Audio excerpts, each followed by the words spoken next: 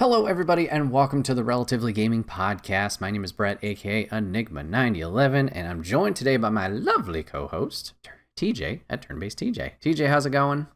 Hello. Doing great. Just playing some rivals, so I'm in high spirits. Hell yeah. Gambit. Whipping cards Game around. is fun. Yes. Nice. Glad to hear. If this is your first time joining us on the Relatively Gaming Podcast, well, what do we do here? If it's not obvious, we relatively talk about gaming. We'll talk about news, things we've been playing, titles we've been looking forward to in the future. So if you enjoy what you hear here, huzzah. On YouTube and Spotify, please drop a sub, a comment if you have a topic for us that you'd like us to discuss on a future video. Whatever it is, it may seem small, but it does help the channel grow. So if you take the time to do that, we would appreciate it. And we got one last plug before we get into things.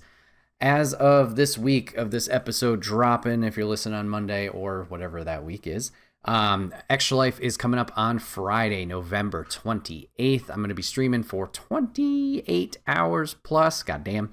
8 p.m. Eastern. We're kicking it all off. That's a Friday night. We're going to be doing some trivia. We got a wide variety of games from Fortnite to Halo 3 LAN Party making its return, Overcooked, Cuphead, Windjammers, a lot of stuff on there.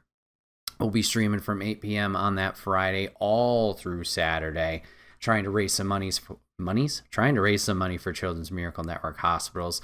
So there's 3 ways you guys can help out. Number 1, if you can, donating would be greatly appreciated. Number 2, hanging out and watching. It's a big moral support, helps the energy going, especially in those wee hours. And then last but not least, just spreading the word. Any help that you guys can do for us would be greatly appreciated, and we look forward to hanging out with you guys then.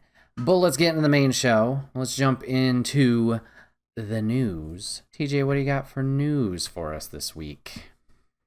I got some more video game movie news because I feel like I always have a piece of movie news on this show. And that would be that Miyamoto actually shares the first images of the Legend of Zelda movie, with Benjamin Evan Ainsworth taking on the role of Link and Bo Bragison playing Zelda. Oh, Have you seen these images? I have, and I'm not gonna lie. Even now, I'm still hesitant. I'm like, is this real? Like, I kept hearing things about it. And it's hard nowadays being, well, no, it's not. Just fact check. It all takes 10 seconds. People on the internet don't want to do that, like me. But the photos do look really good. I'm still a little surprised it's happening. But they look cool. I mean, it's very simple photos, but yeah. Yeah, I'm in the camp that I don't know. I'm so excited by these properties. We have The Legend of Zelda live action movie and Elden Ring live action movie. It's like I like these properties so much that even if the movies are mid, I'm probably gonna be a fan of it. Sure. It's just like if the Marvel movies were bad, and when they were bad, when it was Ben Affleck's Daredevil Mm-hmm. out there, I was still a fan because I like the source material so much that even if the movie's not up to par, I would still get enjoyment out of it. Mm-hmm. So that's how I feel about a Legend of Zelda movie, where I'm like, even if this movie is just kind of okay, I'm probably gonna really dig it if they just like show me a Goron at some point Oh, that's or good. something. Yeah. I feel I did the opposite for that latest Power Rangers movie. Like, I was so amped and excited for it, and then more and more stuff was shown for it, and I was like, oh, no, I don't like this. And then I felt a little weird about it post-launch, and then I gave it time. I was like, all right, yeah, I kind of like it. It's not the best thing since sliced bread, but I was like, yeah, I like it. Yeah, I like you talking about Saban's Power Rangers or Yeah, it was the one with Michael, no, not Bryan Cranston, excuse me, as Zordon, and then they had the more like updated suits. The one guy, ooh, forgot his name. DeCabri's like his last name. He was in Stranger Things for a season. yeah. Yeah. Yeah, he was good. I really liked that movie. Yeah. I thought it was a good one. Yeah. Anyway, Sorry. Getting us off back track. to the world of video games. Yeah, we're getting on to Stranger Things actors now. Valve claims that the Steam machine outperforms 70% of current gaming PCs. Huh. Okay. So that's exciting. I think that's one way that Valve has a leg up is because they can get all this aggregate data from all of the Steam users and then use that data to make a standardized machine that's going to fit the majority of people's machines already, Yeah, or that is the good. majority of games in the library. So they have a really big leg up there. Mm-hmm. I guess that makes sense too, because I mean, if you really think about everybody who plays on PC, only a small percentage of those people are like the hardcore of the hardcore, building their PCs custom, getting all the best graphic cards and RAM and memory and all of that stuff. So I guess, yeah, that makes sense. Like, it seems like a big astronomical number when you hear it of 70%, but once you take a step back, I think that makes sense. But you're right, having all that data at their hands too, that's a huge resource for them to really beef this thing up, or at least make it more catered to those audiences, if that makes sense. Yeah, absolutely. So I'm excited to see what this machine can do. Um, the sad thing is, though, is that Valve also claims that it's going to be priced like a PC and not a console. Hmm. Okay. So if they do a PC pricing, we're looking at like $700-800, which is like in a weird spot where it's like it's too expensive to be a console, but it's a cheap PC at that point. But then like you could buy a PC for $800 and probably get a better experience at that point. Yeah, I get it. It hurts to hear.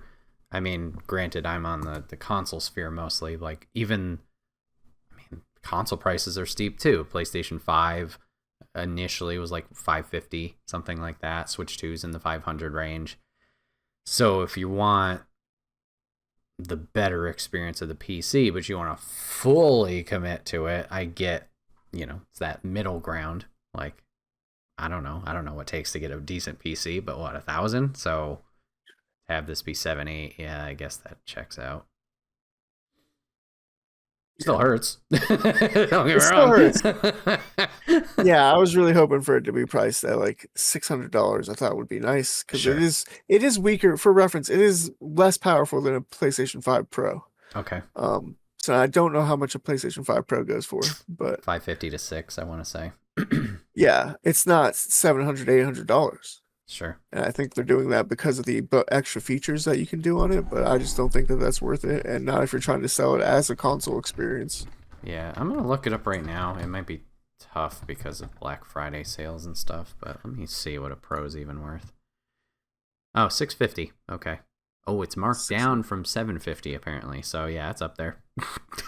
Oh, okay. So, well, never mind then. If it's $750, then yeah, I feel like the Steam machine can be $700. Still sucks because we talked about it a $700 few weeks is ago. so much money. Yeah, gaming's not a cheap hobby. Not that it ever was, but like, it's getting more and more, like a lot of things, expensive and hard to fully really enjoy what you want. Like, you got to kind of be pick and choose. Like, yep, this is going to be my game or two, and maybe you only get 3 to 5 a year or something like that. And that's when we talk like, hey, support indies and do all these things. But that's a whole can of worms and web to unweave. Yeah. Yeah, absolutely. Well, as a sneak peek to later on in the episode, the Game Award nominations 2025, Clair Obscur Expedition 33 becomes the most nominated game ever with 12 nominations. Damn. Yeah, I have a photo to follow up that story. Most nominated games for this year, like you mentioned, Expedition 33 being 12. Ghosts of Yotei and Death Stranding 2 had 8 nominations each. Hades 2 had 6 nominations. Hollow Knight Silksong had 5, and Split Fiction had 4. So yeah, Claire, I mean, from what I've heard, and probably from what I will hear, a great experience. I'm really happy for the team at Sandfall, I believe it is. This has caused quite a ruckus in the to be correct, the unwashed communities who want other titles in there. But no, that team definitely deserves all their flowers. Not that, these other teams don't. That's certainly what the Game Awards season is for, is really awarding these teams for their hard work and what they've created And I think we all need to take a step back sometimes and remember these are all, hopefully I use this right, subjective opinions. Okay, you can pick whatever you want for Game of the Year. Does it really matter? No. Let's just celebrate cool people making cool things. That's the important part. But good for them.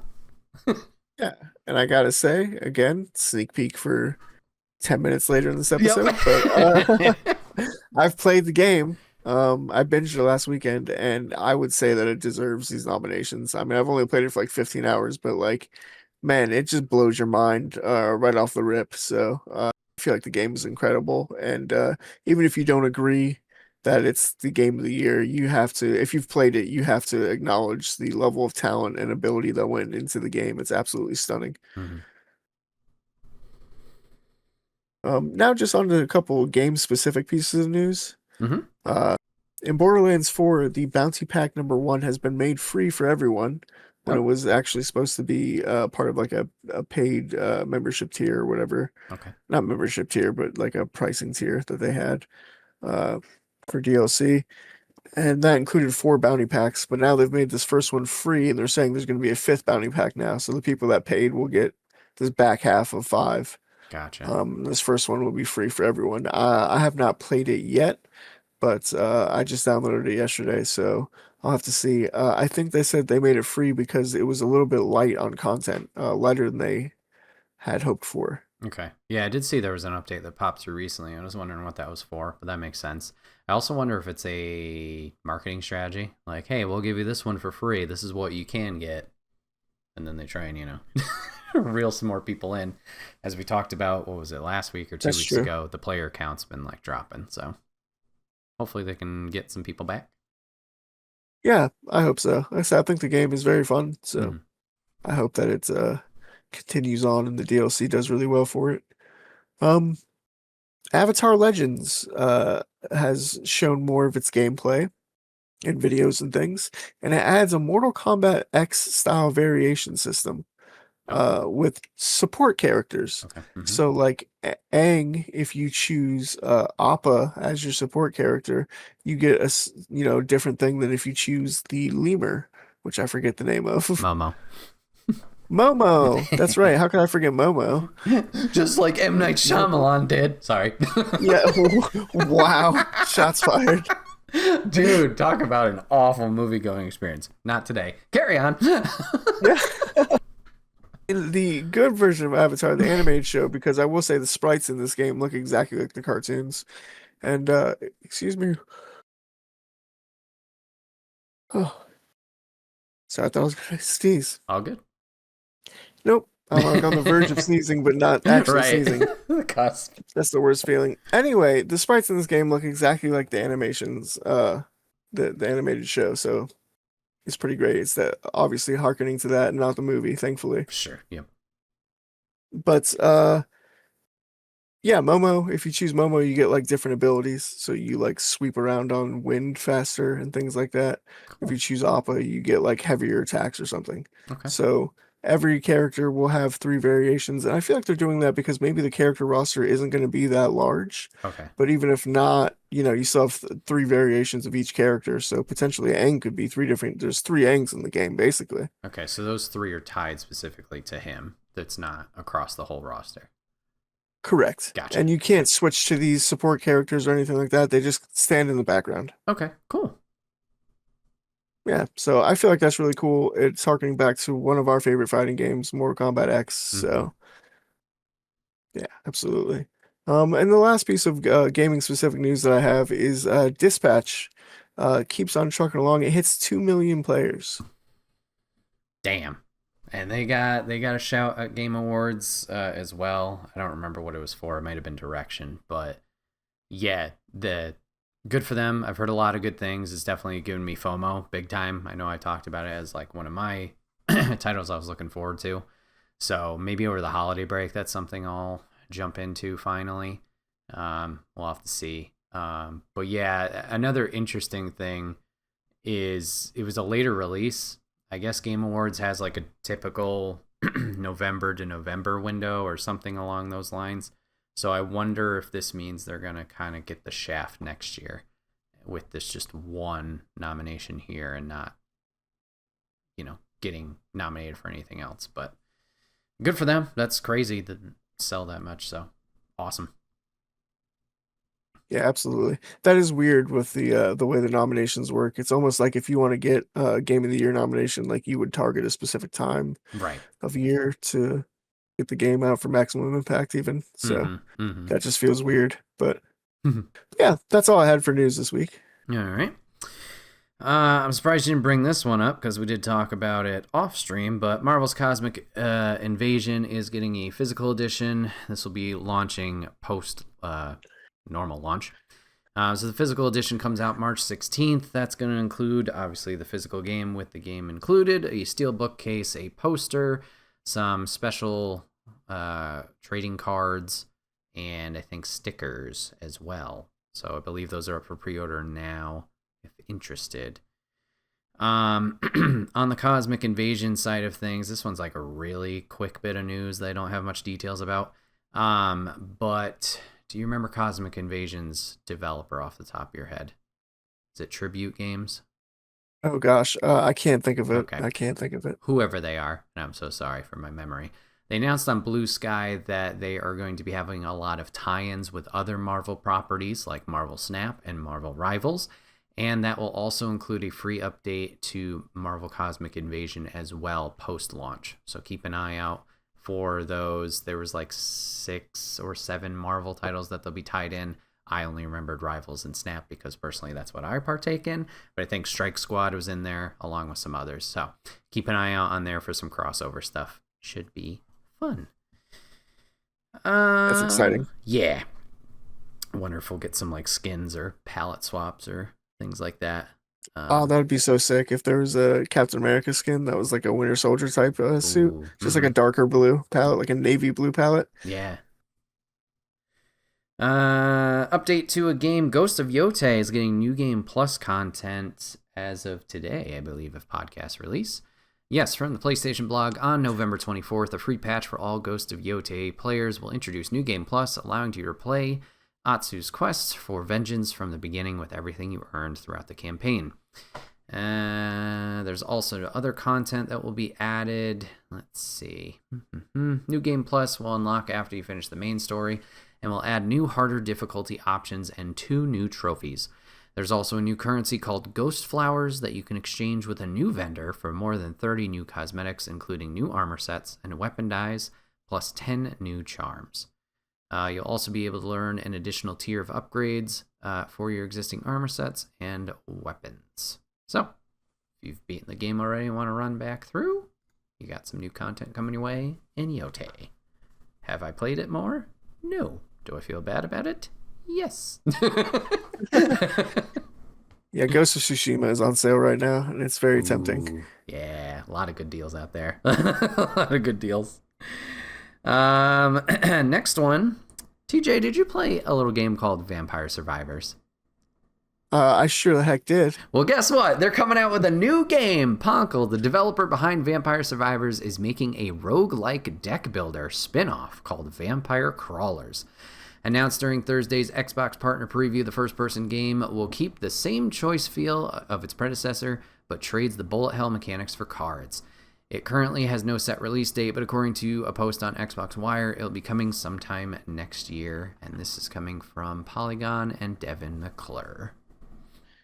Yes, I watched an IGN video about this earlier today, and I am so absolutely excited seeing the gameplay. The fact that they actually revealed some of the gameplay was very exciting and cool to see. I love roguelikes, I love deck builders, I love dungeon crawlers. Sign me up for that. Where is this game? Right? I need it right now. Very cool. Very cool. Well, that's all I got for news, so I believe that'll wrap it up. But speaking of Game of the Year nominees, TJ, I think you've been playing one that's got a lot of fervor about it. So you want to tell me about your what you've been playing? Yes, this is a game that's so incredible that while I was playing it, I actually wrote down things on a notepad so that I could talk. Because I was like, "Oh, I gotta write this down. I gotta write this down. I gotta make sure that I talk about this on the podcast because the game is so absolutely fantastic."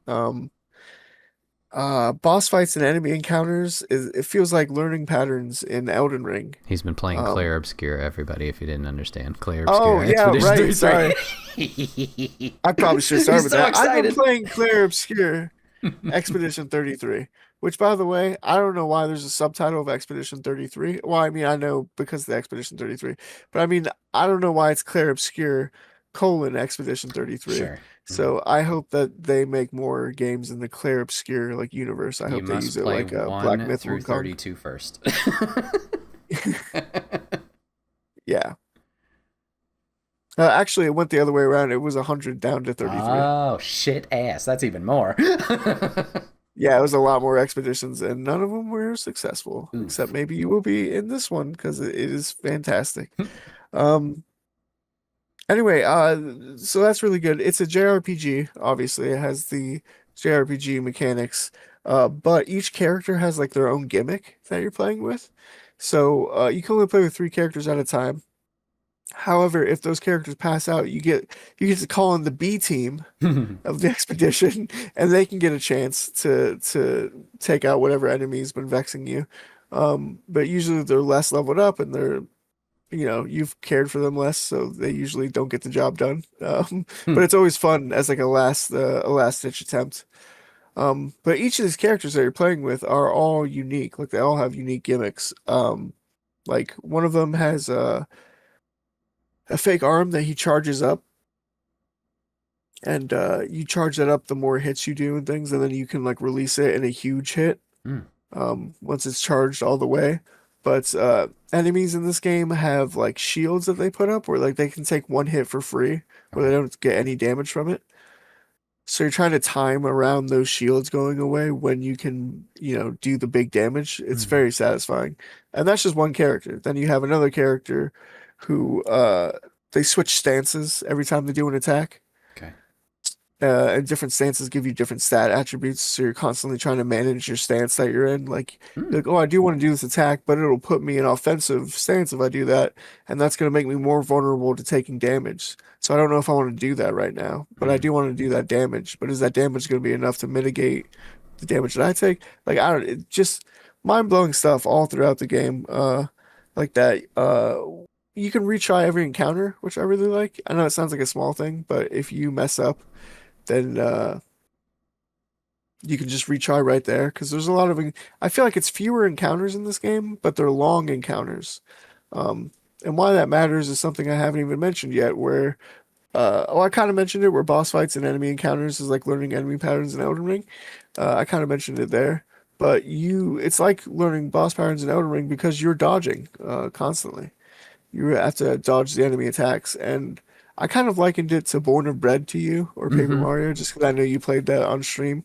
But it is way less like pushing A at the right time to like do something, and more of the Dark Souls like timing because the enemies have like wind up animations and things like that, and you have to know when to time it correctly. Like it Cool. won't make it very clear for you, Okay. so it's like really challenging and. A lot of these longer encounters, you're gonna have to keep dodging the attacks, and like the attacks will do like a a fuck ton of damage, but like you can dodge them entirely. So it's like, you know, a lot of it has to come down to skill because it's like, can I stay in this battle long enough? Can I continue to dodge this one attack that I know will like wipe my party? Can I keep doing that for like 5 or 6 rounds and it's going to take me to actually execute all of the characters' special abilities and everything and charge it up? So it's a really cool dance. The graphics are incredible. The art direction, yeah, I would say the graphics aren't incredible, but the art direction is incredible. Hmm. Like if that makes more sense. It's Yeah. like it's not the most graphically powerful game in the world, but it is incredibly beautiful in its art direction. The music, oh my gosh, Brett, the music is like such a part of this game. It is so good. On every level. I love the music in this game. It reminds me of like when the music pops off in Hades 2 when you're Yeah. fighting what's her name? Skilla and her band. Yeah, when you're fighting Scale in her band and that music pops off and you're like, oh hell yeah, and you like Hmm. start getting into the game. that's like every scene in Clair Obscur. Ooh, okay. Just there's so many good musical scores that just pop up in every fight. Every fight feels so epic, even if it's just like a jobber that you're fighting. Even the jobbers hit hard, like I was talking about with the bosses too. Like they'll take you out in like 2 or 3 hits. Damn. So you really have to make sure that you learn how to dodge. And when you're fighting, you're constantly fighting new enemies too that keep throwing stuff at you. It's a shorter JRPG, and I think because of that, they were able to up the enemy variety by constantly throwing stuff at you. At least, now I'm like 15 hours into the game, and sorry, my sisters got home. Okay. Um, I'm like 15 hours into the game, but the enemy variety has been constantly evolving, so you never really face the same enemy for too long. Or if you do, they switch up where you're fighting it with different types of enemies as well. Sure, sure. So they mix it up a little bit instead of you just facing that enemy again. Hmm. It'll be like a side boss, or something like that. Yeah, so the enemy variety has been incredible to keep up the dodging gimmick and everything. Um, I feel like I've been all over the place with this game, but it's something you have to try for yourself for sure. Uh, Brett, you have to play this game. I'm beseeching you. I keep It's so hearing great incredible. things. Like I was telling you, like it was the talk of the town around PAX East in May. I think it launched just before that, and I've heard like it's stuck in the zeitgeist, and like we've talked about with Game of the Year candidates, like obviously the most nominations there.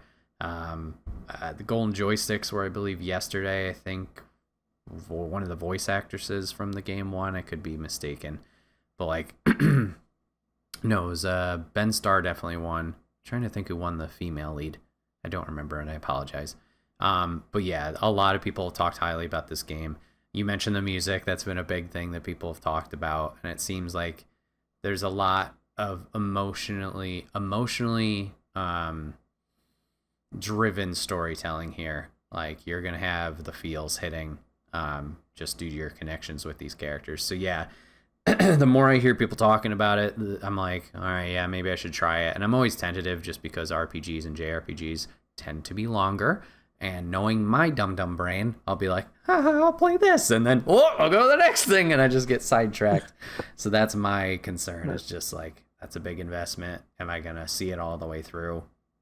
But I'm really glad to hear A, that you gave it a try yourself, and B, that you're absolutely loving it. And that just, yeah, that helps me be like, yeah, I probably should play it.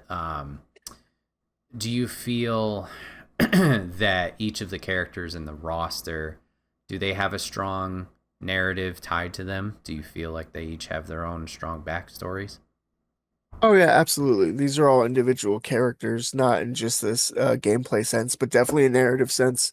They all feel super unique and valid and stuff. And yeah, I was gonna say, me talking about the all these gameplay points that I was super hyped for because I just like the mechanics behind JRPGs. I think are fun. But I haven't even mentioned the story and how incredible that is. Hmm. It's been fantastic so far. Right now, I haven't had too much revealed to me. It's Okay. like it gives you some of the answers in piecemeal. Okay. So I'm kind of left in the dark on a lot of things, but so far it's been incredible. It's been gripping. It's been definitely helped move like things from A to B. Um, Another mechanical thing that I do want to talk about because I failed to mention it, and it's a huge thing. Hmm. Um, in JRPGs, you have your health bar, and then what do you have? You have like your FP bar, Yep. where you use like your mana and your special abilities and things. And that's usually a resource that you have to manage from battle to battle. It's a long-term resource, right? It's like you have like 100 of it. You use like 12 every time you do like a spin your sword spell or whatever. And Sure. then on the next one, you have, 88. Well, in Clair Obscur, mana and like that bar is replaced with action points. Okay. And action points, you get an action point every turn, or actually, some characters get more than one action point every turn, and you can spend those action points on skills. So you can do skills every turn if you want, but some characters, like the guy I had mentioned earlier, where he has his arm charge up, sometimes he doesn't have enough action points to do his big hit for a long time. So you just have to do a normal attack just to build up your action point. Um, but it kind of, yeah, it never feels like in a regular JRPG where you have to do a normal attack because you're out of mana, Gotcha. Mm-hmm. and it feels bad. In this, it's like you feel like you're building towards something because you're like, oh, if I do this attack, I'm going to actually generate 2 AP for next turn, and I'll be able to do the big move. So it feels good to be doing a part in that process and in that dance of managing the AP. It actually feels very rewarding. The action point system in this game is incredible. I feel like with the action point system and the dodging system, it feels like an action game. Like I know it sounds insane because it's a JRPG, but like a lot of the times I'm playing it like I would an action game almost, running into every enemy headfirst on purpose on the map instead of avoiding them like I would do in other JRPGs. Mm-hmm. But yeah, that's lots of skills too, by the way. You unlock so many, you can unlock like 20 to 30 skills for a character. Wow. It seems like, and then you can only slot 6 at a time. Oh So god. yeah, it's like managing that and like but you get skills so often too. It's like every 2 levels you're unlocking a new skill. Okay. So the gameplay systems behind Clair Obscur is like world class. Like I think that's what they did the most genius of all. Not just the uh music and the story, which are grade A, like top material, but I feel like the way they really built this foundation, this JRPG experience with the action point systems, with the different character skills and abilities and stuff. I feel like they really set it up to be like an addicting and fun game, beyond anything that like I just think is just beyond denial. And like I said, it is a little bit of a shorter JRPG, so maybe give it a try. I don't know, says the guy who says, I'm 15 hours in and I'm only got a little bit of story here and True. I got slivers of story. I got there. slivers. Mm-hmm. You get to read from all the other expeditions as well, so you get to read from Expedition 65 or whatever, Cool. since they've been counting down. But yeah, Nice. I've been playing that and pretty much only that, and I've been really enjoying it. What about yourself, Brett? What have you been playing? So on stream side of things, I've been playing Eliza P Overture DLC finally. I am really enjoying jumping back into the Lies of P world. Um, Off stream, I replayed most of the main campaign on my own just to kind of get back in the groove of things.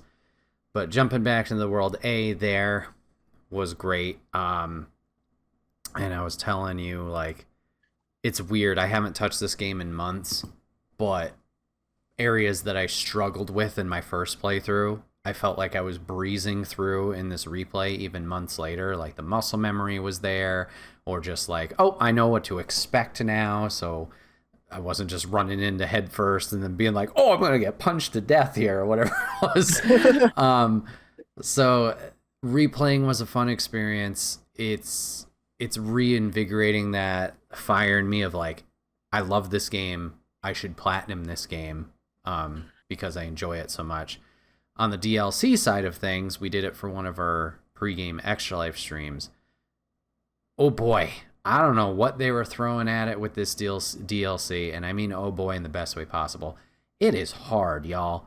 I don't know what's going on. When I first attempted it, when it dropped, I was doing New Game Plus, so I was like, okay, that makes sense. It's going to be more difficult with the New Game Plus aspect to it. Even base playthrough, and they give you a little bit of a heads up, but I was still kind of getting my ass kicked. Like, the opening area is getting to the zoo, where majority of the game is going to take place. So actually, the beginning part of that DLC is going to take place.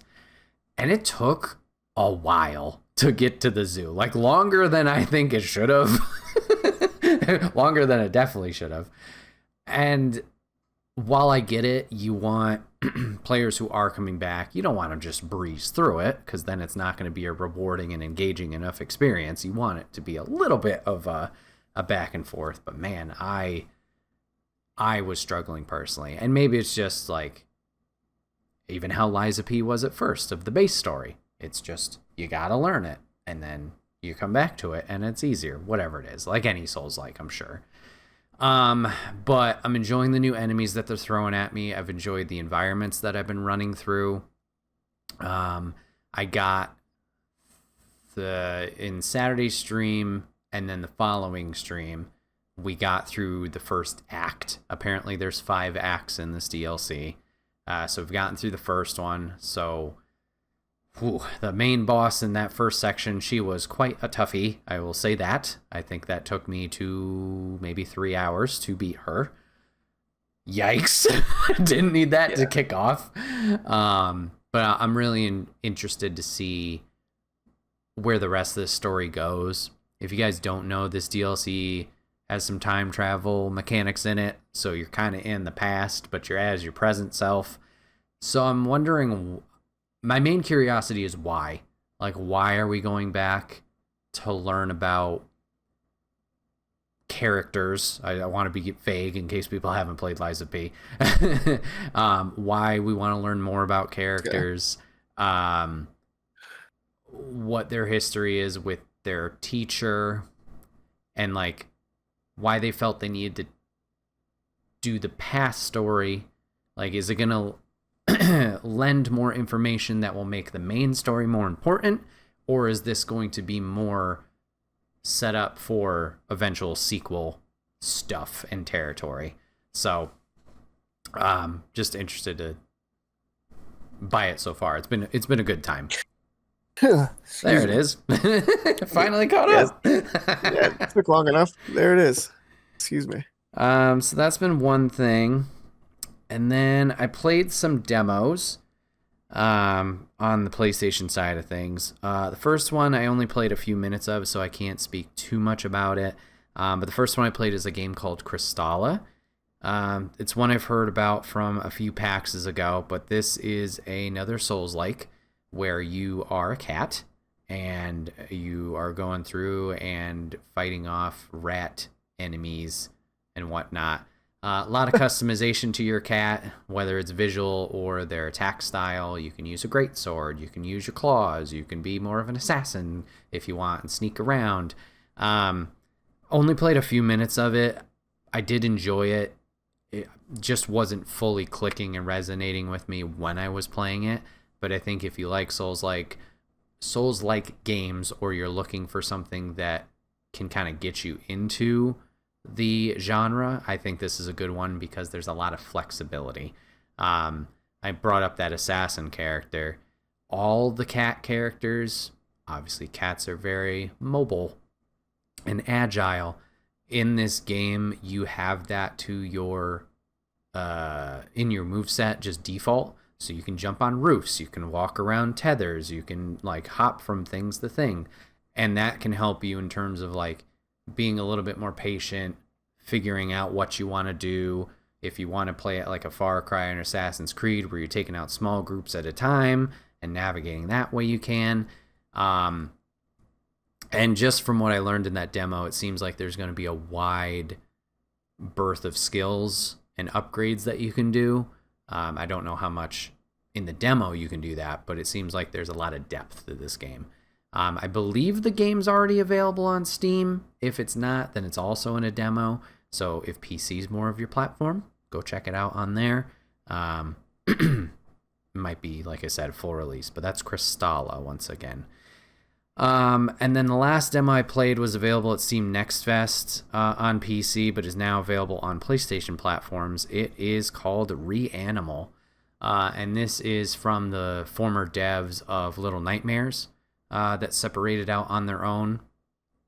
And then this is their own independent vision of what they wanted Little Nightmares to be, without Bandai Namco going more. It's got the same vibes as Little Nightmares. Your little cute your little lads and little lasses with their creepy vibes.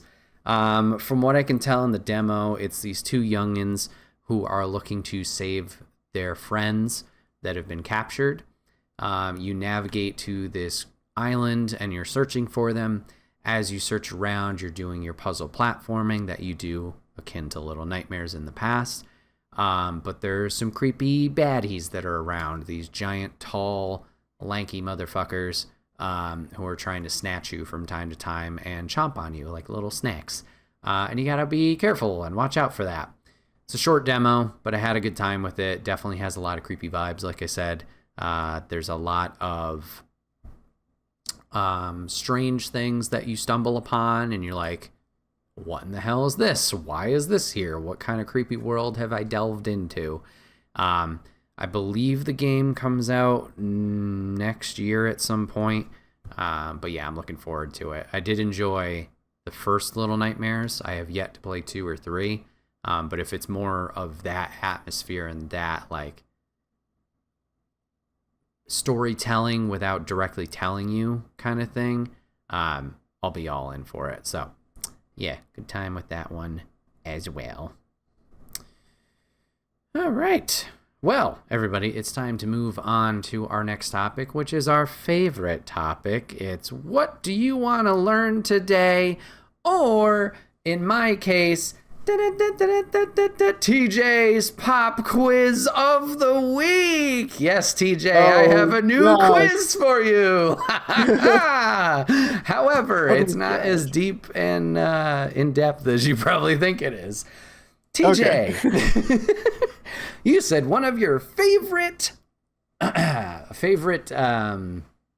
I can't even think of the word, franchises, there we go, is Super Smash Bros. I have conducted not really a big quiz because it's not that extenuous. I would like you to see if you can name every character in Smash Brothers Ultimate. No. Yes, you can, good sir. There are 82. Do you want to do a time limit of 5 minutes, or do you just want to go until you can? We'll do a thing of 5 minutes, I guess. Oh my gosh, testing my memory. I haven't played Ultimate in a minute. Now, I will say, like I said, there are 82 in total. This does include Echo Fighters, whatever the fuck they called them, which are like skin swaps. I will accept. Hey! How dare you say Echo Fighters are just skin swaps? Okay. I mean, they were fun. They were more than what you expected. I still like them. Okay. Dark Samus forever. They are, like I said, they're connected and tied and count as one. So if you name either of them, whether it's the main character or the Echo Fighter, that counts as one total. As I mentioned, there are 82 in total. However, 70 through 82 are DLC. So if you want to go into DLC, great. If you just want to stick with base game, that's totally fine as well. Now, what I'm wondering is why this checklist did not make checks for those. Well, that sucks. All right, well, I'll have to keep track of those separately. Oh gosh, I feel like you have the harder job here because I'm gonna start. I brought it up here, so I mean that's on me. Do you have any questions before we start? No particular order, right? No, you can hop around all you want. I got a full list that I wrote down for myself. Like you said, I'll be jumping around, but you just keep on going once we start. Okay. I'll give my best. I'm giving myself 50 at least. I know I can get 50. All right. I like it. All right. All right. With 5 minutes on the clock, TJ, your time at Name the Smash Brothers Ultimate roster starts now. Okay. Mario, Luigi, Princess Peach. Why did my brain stop working right after Mario, Luigi, and Princess Peach? Yoshi. Good. Donkey Kong. Yep. Diddy Kong. Yep. King K. Rool. Uh-huh. Good. Going franchise. I like the strategy. Ridley. Uh-huh. Bowser. Yep. Ganondorf. Yep. King Dedede. Good. Meta Knight. Yep. Kirby. Oh gosh. You're doing good. Ness and Lucas. Good. Link, Young Link, and Toon Link. Good.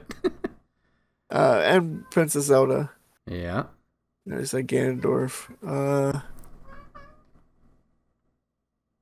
Oh gosh. Hi, Artemis. I'm definitely not on 50. No, not yet. Oh gosh. Don't worry, I'm still Okay. catching up with what you've been saying, but you're doing good. Rob. Good. Robin. Yeah. Samus, Dark Samus. Good. Zero Suit Samus. Yeah. All three Samuses. The Holy Trinity of Samus. The Holy Trinity of Samus. No, you gotta put Ridley in there. That's the bad part Yeah, of the we got trilogy. Ridley. Um, Captain Falcon, Good. Good. and he's the only character from F-Zero Right, still. yeah. And all Ultimate, for some reason, we couldn't add a single second F-Zero character. Okay, Yeah. sorry. You're good, you're good. You got plenty of time. You got 3 minutes left. Yeah. Oh gosh. Okay, there's Pokemon in the game. Hey. Pikachu, Okay. Pichu, Good. Mewtwo, Yeah. Jigglypuff, Good. Lucario. Uh-huh. What is that fucker's name? It's very simple if you're thinking what I'm thinking. Incineroar. Oh, good. Okay, that was not the one, but good. So that's who that little effort was. Oh, he's great. Incineroar. uh, there I is feel like another. I've done that's all the Pokemon. There is one more Pokemon. What type of Pokemon is it? It's a group. Oh, Pokemon Trainer. Good. Okay, I think you're clear on the Pokemon. Yeah, okay, cool. You can start thinking more obscure if you want to do crossovers. You got 2 minutes left. Oh gosh, Banjo Kazooie. Good. All right, going to DLC. Marth, Roy, Ike, Good. Lucina. Yeah. I already said Robin. Corin. Good. Blythe. Yeah. Is that all the Fire Emblem characters?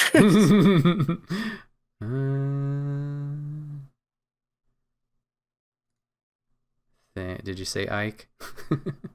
Yeah, I said Ike. Okay, then yeah. Oh, no, there's one more. Okay. From. Crom. Yep. Good call. Well, Crom is a Shadow or Echo. He's for Roy. Oh, okay. You got a Yeah, but he minute has a 15. different attack. Okay. Oh, the time limit was a bad idea. You're good, you're good. We can still work it through. Gosh, this is so much harder than I thought it was going Think to be. who's annoying. Honestly. Who did I reference a few weeks ago? Sonic the Hedgehog is the most annoying Okay, well, character that's in all not of what I was video talking about, but games. good, good. You made a joke and a reference, and I thought it was a reference for something else. We joked about Banjo it. Kazooie. No, we joked about it with Mike the following week. Oh gosh. He's not fantastic. Oh, Fox. Good, Fox, Falco, Wolf. good, good. 38 seconds. How many characters am I at? It's hard to say. You have 34 or 48. Oh no, I'm definitely not hitting 50. Like I said, think those crossovers. Yeah, Cloud, Okay, good. Sephiroth, Yep. Kingdom Hearts man, Sora. Good. 13 seconds. More of a boy, really. Yeah. You man. I don't know. 3, Pit, Dark Pit, 2, Palutena. 1. Time. Nice. Okay, that was a good strong finish. Get those guys in there. Let me just check them off, and I'll get back to you on a count here. Wow. I was really confident with 50, huh? I mean, you did good. You did good. All right, and also I made this Google sheet fast, so I don't know if, like, some of them, these don't have check boxes, so I don't know if that counts for the 35 of 48 complete I have here. All right. 1, 2, 3, 4, 5. Tabulating. Hold on. Tabulation.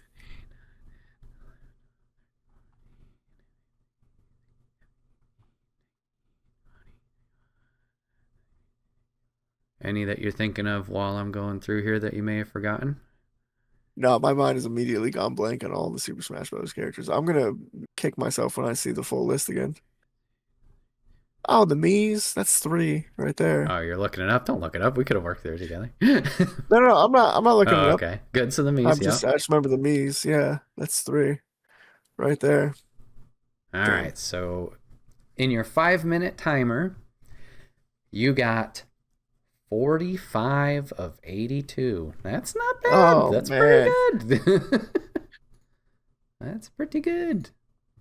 And that that's, was hard. I thought I could remember all of the, I believe it's 10 characters from the original Super Smash OG. Bros. And then do their franchises. But then my mind went like, once you're thinking on a timer on a camera, my mind just started going blank. I was like, oh my God. It happens. All right, so let's work through the rest of this list, TJ. So Sure. let's think about, you did get all of the OGs. So I have these listed by number of when they were added to the roster. So we're in the GameCube era. We're in Melee territory. So think of some unlockable characters for Melee. Mr. Game and Watch. Good. Uh, Cheek. Good. I already said Falco, right?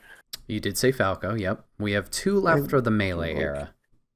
2 left. Wow, why is this so hard? 1 comes in a pair.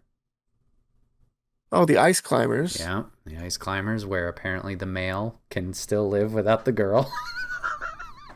Yeah. I want to say Pikmin, but I know that came in the Brawl era. That's all right. We didn't get It's Olimar, but Olimar. Olimar is Brawl. Yep. Okay, so we got him checked off. It's a basic character. Somebody technically from the first game, but he's got a little fun, silly twist on him. Oh, Dr. Mario. Dr. Mario. So that clears out the Melee era, excuse me. All right, so let's talk about your favorite game of all time. No, I'm joking. Brawl. So we have a decent amount from Brawl. So now I'm blanking of where the cutoff is. I got all the cool ones like Wolf and Meta Knight, so Yeah. I'm in the clear. I think it's only 2 left from Brawl, if I'm looking at this correctly. 2 left. Oh, brother. 1's a funky crossover. I said Sonic. You did say Sonic. So I'd have to say Metal Gear Solid then with Snake. Good. So Snake. All right. We got 1 left. There's another fun one where he's got to do with the main line, but he's a little fun dude. Diddy Kong. No. Oh, I already said Diddy Kong, didn't I? Think of your doctorate. He's not a doctor. This guy would never be a doctor. Oh, Wario. Yeah. Good. Whoa, Artemis doesn't like Wario. Get your foot out of there. All right, so now we're on to the 3DS and the Wii U. Oh gosh. I feel like I added everybody. I feel like the only thing I'm missing is like DLC characters. Oh, Shulk. Okay, Shulk, good. Let's see. If I sang a little tune, you might get this one. No. No,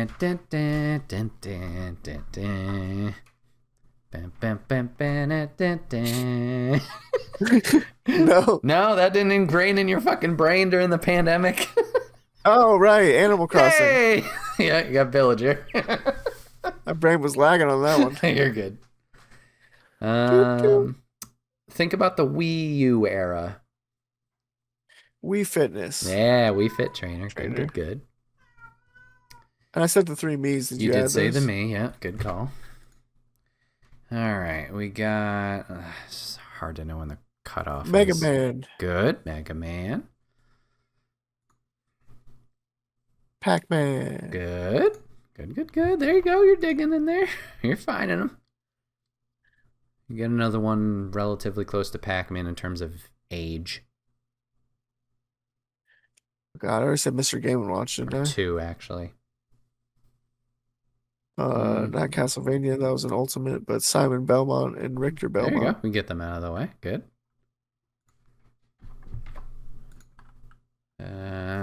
One Who's came an old after franchise? Pac-Man, but synonymous with Nintendo. Think Super Nintendo. Or no, NES. NES, synonymous with. I keep thinking of the Castlevania. It's a puzzle game, technically. Didn't feel like Puzzle a puzzle game. game as a kid. Oh gosh.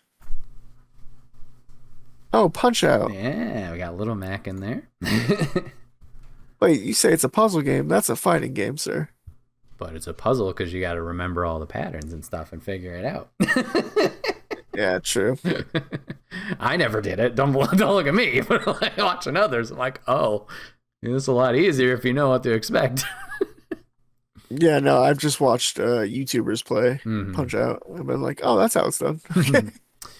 All right. The next two I'm looking at are both tied to the same franchise, and it's based on main Nintendo mascot. Splatoon. Okay, That's Splatoon we later. didn't get earlier, but I'll count it. That's Inkling. We're still in that The Wii U Arms era. character. Okay, we're getting a Min Min. That's DLC. Good. Yeah, Min Min. Arms, fun game. I don't want to hear about it. Never played it, so I have no idea. Only played it once or twice. Wow. Nintendo franchise. Mainline Nintendo franchise. What was a very popular game for Mario on the Wii? Galaxy, so Rosalina. Good.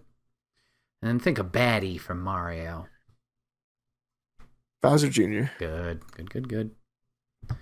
Which, by the way, we're gonna put Piranha, PD Piranha. Good call. Good call. Another DLC out of the way.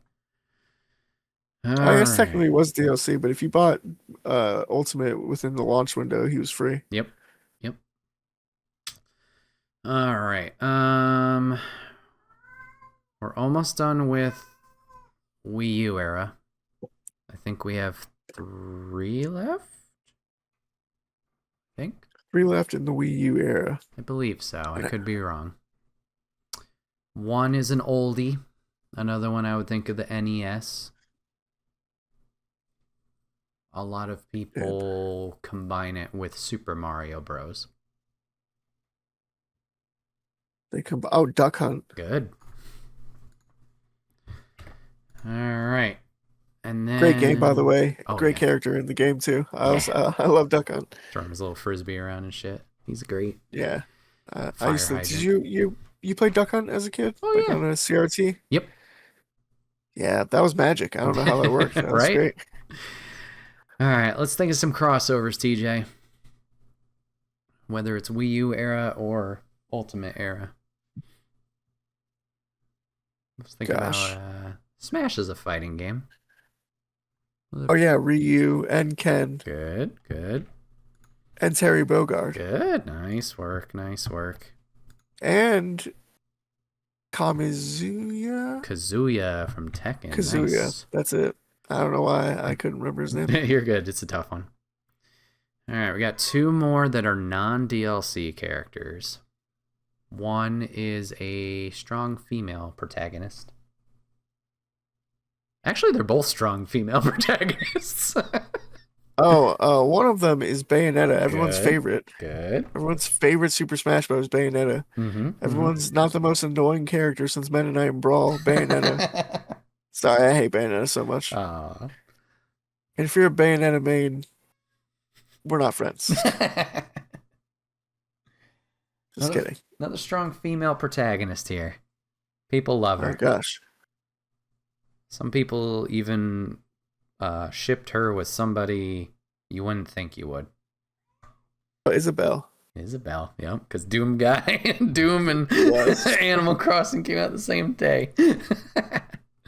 I thought you were shipping Samus and Snake, but then No. that was a thing for a while. Oh, But then was it? I already said all the Samuses, so the Holy Trinity of Samuses. All right, we have 4 DLC characters left. Okay, that's easy. Minecraft Steve. Good. DLC characters. I already said Sephiroth, right? You did say Sephiroth, yep. Banjo and Kazooie. You did. This is the 3rd time you're saying them, but yep. Banjo and Kazooie. They're in the game now. They It's are. incredible.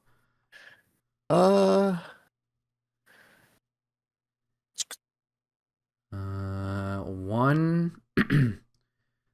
You taught me about a similar franchise a few weeks ago. Oh yeah, Joker from Joker from Persona 5. Good. Persona. Yeah, how could I forget? All right, these next two are going to be probably tougher. And you might have said one, and I might have missed it in the blitz of characters. So one is tied to a franchise that has a shit ton of characters in this game. And a lot of people complain about how many characters are in this game from that franchise. I know it's Fire Emblem now, It but is I Fire can't. Emblem. I don't know because I Think already of the said word. Blythe, right? You said Blythe. Blythe or Byleth. Yeah, you got her. I'm Byleth, yeah. pretty sure this character's from Fire Emblem. Like 95% sure. Think of the word fire. Or a different word that means fire or whatever. Fuego. I mean, you're on the right track. If I personally really enjoy fire, what would you call me? I like Oh, right. Pyra. Pyra and Mithra. Mithra. Yeah, no, that's from Xenoblade Oh, Chronicles. Xenoblade. My bad. It's from Xenoblade Chronicles 2 Ooh. because Shulk is from the first one, so they okay. did Xenoblade Chronicles My 2. apologies. And I haven't even played Xenoblade Chronicles 1, let alone 2, the second one. I'm way behind. I'm way lost. I wish they put the Xenoblade Chronicles X characters in there, which would be a heckin' mech, which would be cool. And we got one more DLC character. This is a game or from a series that's getting a few HD remasters soon. Collections. I think one you talked about as a future release. Oh, God. There's a 1 and 2 of something coming Sly out Cooper. soon. No, I wish. No, he was in PlayStation All-Stars. Yeah. What a game. What a game. Yeah, that game was great. It was good. It was good. It was good. There was some things wrong with it. Yeah. There's a remaster of one of the entries coming out that we saw at the PlayStation State of Play Japan. And they all look like kids, but they're all adults. That did not help at all. I'm sorry, say that again. There was a HD version of one of the entries shown at the PlayStation State of Play Japan. They all are very cartoony characters. They are the size of children, but they are adults. I feel like you're giving me good hints, and I'm not. I don't know if I am. Children with their adults. There's a lot of these games. I fear this is the one JRPG, character that I I'm just assume. not gonna remember. It's a very generic name. Because it's not a generic name. customizable. No, it's a cool name. Thank you very much. And that is Dragon Quest character hero. Good. Hey, you got them all. I forgot that hero was in the game. Yeah, that's Yeah, why I started you're playing not the Dragon only Quest one. 11. Well, excellent job, TJ, with your impromptu Smash quiz. Excellent job. Oh, thank you. That shouldn't have been so hard. I'm so sorry that took so long. You're good. You're good. It's always tough being put on the spot, especially with a list. It's like, oh, Jesus. Because, like you said, you try and make your systematic, all right, I'm going to go franchise by franchise, and then you start forgetting things. It's just like, no, you did very well. You did very well. Well, everybody, we're moving into the last part of this episode. We are talking some future releases that we're looking forward to. So, TJ, what do you have for us, future or backlog? Well, this game I'm really looking forward to. It comes out December 4th. That's going to be Octopath Traveler 0. Nice. So I think you streamed it, and what were you streaming when they showed this? Was it you didn't stream the game, but you streamed a showcase that State of Play, probably. Yeah. It was the State of Play, yeah, Japan State of Play, and the game looks fantastic. They're adding a building sim and a farming sim to a JRPG like Octopath Traveler, so that's very exciting.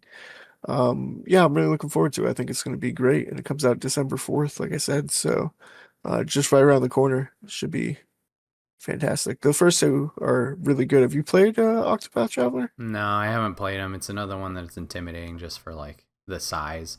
And then also what I've talked about with like tactics is like my dumb brain. I'm like, oh, I really like this one. None of the other ones really click for some reason. So I'm always like very tentative of like, I should try that. Or the pixel art, go around and strategy games. So, but yeah. Yeah, absolutely. Well, maybe give Zero a try because it is a prequel to all of them and also a farming sim. So maybe that'll be a Mm-hmm. little bit more palatable. Right. But yeah, what are you looking forward to? So I'm gonna shout out another one on the backlog. And technically I've played this one for a few hours, and it hurts for me to say because I absolutely love this game and the story it tells. It's just me being me. What's the next thing? Move on, move on, move on. And the game I'd like to shout out today is Chicory, A Colorful Tale. Chicory is an indie that came out a few years ago. It's a painting adventure. You're a dog wielding a magic paintbrush. Use the power of art to explore, solve puzzles, help your animal friends, and restore color to the world in this top-down adventure game. So you're this little dog that is helping out this brush wielder who essentially just colors the world, keeps everybody safe and happy. And this brush wielder goes missing, and you find her brush and you're like, what's going on? All the color in the world has vanished and you're just trying to help her out. You eventually find her and you realize that she's going through a very rough time, and she's like, I don't want this responsibility anymore. You take it. And you try and step up to, one, help your community and the people around you that you care about, but also try and help this person. And with the world being black and white, you have the freedom of every screen that you visit. If you want to, you can color it in like a coloring book. There's also different platforming that you need certain color and need the brush to use to get around the map, which is kind of fun. But the story is really where this shines, because it's about teaching yourself, like, be confident in yourself, being a strong individual, and then seeing this person who's kind of tackling their demons and going through their depressions and trying to help them out. Like I said, I've played a few hours of it. I've loved it each time I have played it. You can play the single player or you can play it cooperatively. But it's definitely one that I need to jump back into. And it's a game I've loved so much that at PAX East, Limited Run had a booth there, and they had physical editions of it, and I had to get it because, like, this game's amazing. But I need to play more of it and actually finish it. But from what I've played, highly recommend it for people, and I need to get back to it. Yeah. That's awesome. Yeah. And you can name your character whatever you want, and it asks you what your favorite food is. So then they're named after your favorite food. So if you name them French fry, they're named French fry. Okay, that's adorable. Yeah. Well, everybody, this has been another episode of the Relatively Gaming Podcast. We appreciate you guys hanging out with us each and every week. If you enjoyed what you heard today, please make sure you hit that subscribe button down below so you don't miss an episode, whether it's here on Spotify or YouTube. You can catch it there every Monday at 12 noon Eastern. One last plug for me. Remember, as of the episode dropping this week, Extra Life 2025 is this Friday, November 28th, starting at 8 p.m. Eastern. 28 hours of gaming, trying to help out children at Children's Miracle Network hospitals. There's 3 ways you can help out. 1, donating money if you can. 2, just hanging out with us and watching. Or 3, spreading the word. Any way you can support really means the world to us. So I appreciate you guys doing that leading up to this event this year. TJ, as always, good sir, thank you for your time and good conversation pieces. Thank you for this episode, good sir. Absolutely. Thank you. Bye, everybody. Bye, guys. Thanks for hanging out, and we'll see you next week.